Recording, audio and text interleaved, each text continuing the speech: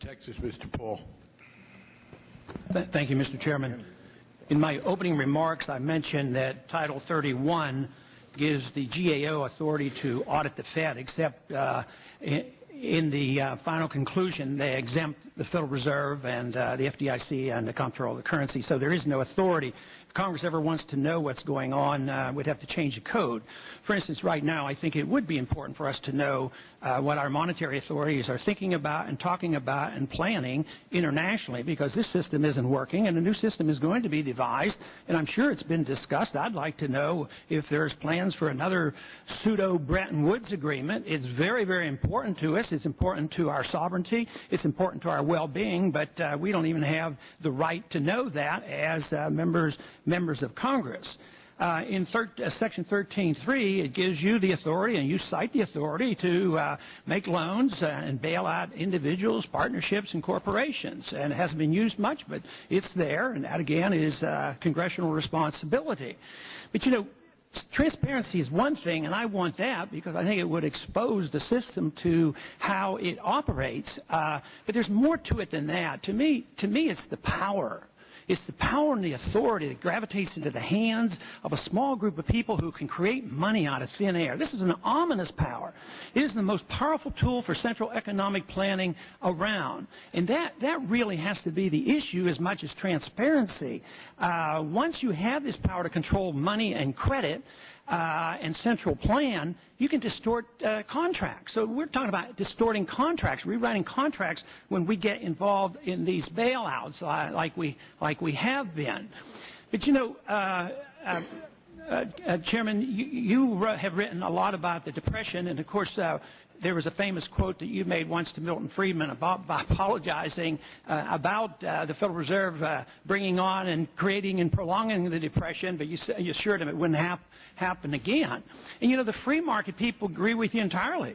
The Federal Reserve is responsible. But the irony of all this, and the key to this discussion has to be, was it too much credit in the 20s that created the conditions that demanded a recession, depression, or was it lack of credit in the Depression that caused the prolongation? And that is the debate. Obviously, the free market people say the Fed brought it on by too much credit in the beginning. But the question I have is the adjustment of real value assets. The Federal Reserve brings on these crises by interfering with the cost of money and through interest rates and the supply of money. But here we're working frantically to keep prices up. Housing prices have to be up. We have to stimulate housing. To me, from a free market perspective, we're doing exactly the opposite of what we should do. The prices of houses should drop. We have 19 million unoccupied houses. Now, why should we as in Congress stimulate housing? So what is so terribly wrong with the market dictating this? We're frantic today. We're offering a new $1.5 billion program to buy up toxic assets, and that is propping up prices. That's illiquid. They're worthless. Let's get rid of them. Get it over with. Get the pain and suffering behind us. How long are we going to be locked in this idea that we have to be involved in this price fixing? What's wrong with allowing the market to allow these prices to adjust and go down quickly so we can all go back to work again? Congressman, that was very interesting. Could I respond to a couple of the points you made? First of all, on the Great Depression, Milton Friedman's view was that the cause was the failure of the Federal Reserve to avoid excessively tight monetary policy in the early 30s. That was Friedman and Schwartz's famous book. And with that lesson in mind, the Federal Reserve has reacted very aggressively to cut interest rates in this current crisis. And moreover, we've also tried to avoid the collapse of the banking system, which was another reason for the Depression in the 1930s.